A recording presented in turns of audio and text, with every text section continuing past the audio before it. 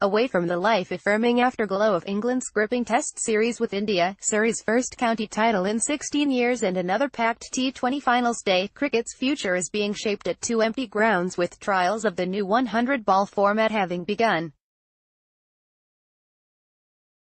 The 100, a 5-week tournament featuring 8 invented teams and intended to capture a supposed new audience for the sport, will land in the middle of the summer from 2020 onwards.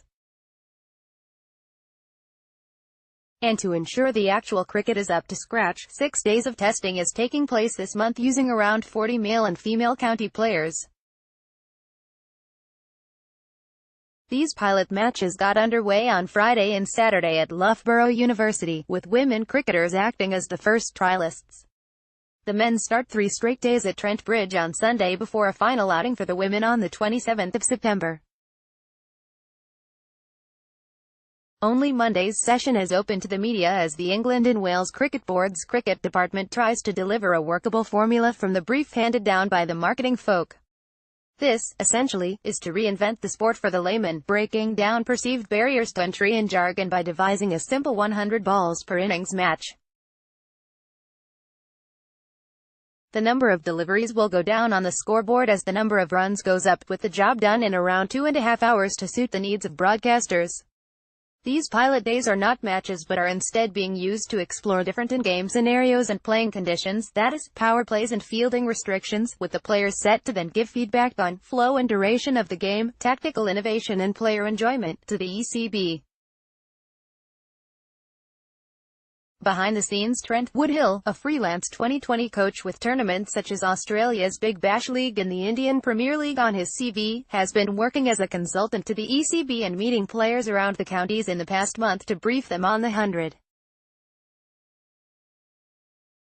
Luke Wright, the Sussex T20 captain, has sat in on one of Woodhill's seminars, and as one of the country's most successful short-form exports, he too has plied his trade. In the BBL and the IPL, as well as the Pakistan Super League and its Bangladeshi equivalent, he hopes the cricketing public keeps an open mind about the 100. Wright told The Observer, "The response has been so negative. If it's a disaster, then slate it. But I saw the same happen at the start of the Big Bash and that has been a huge success. The 100 could have been handled better, especially the drip feed of information, but the concept is sound, it's cricket but simplified.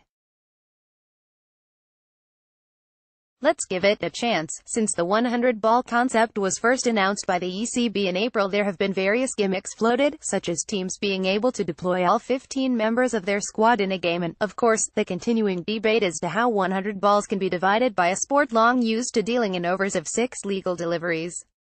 It is now expected each innings will be made up of 25 ball overs in blocks of 2 per end, with the option of a bowler sending down all 10 deliveries if on a roll, but restricted to 20 in total.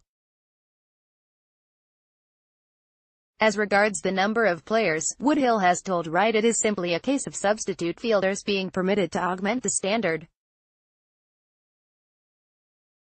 Wright, a World T20 winner with England in 2010, added, "I remember being in the Sussex changing room when the 2020 Cup was introduced in 2003 and the senior players had no interest for a season or two. It was great as it gave guys like me a chance, but when the crowds started flocking in, those guys thought, we'll have a bit of this. People may be cynical and say I'm endorsing it because I want a gig in it.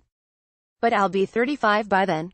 I just think it will work. Some will disagree with me and I might be wrong, but it is going to happen. We won't lose the blast and fans will still come to that too."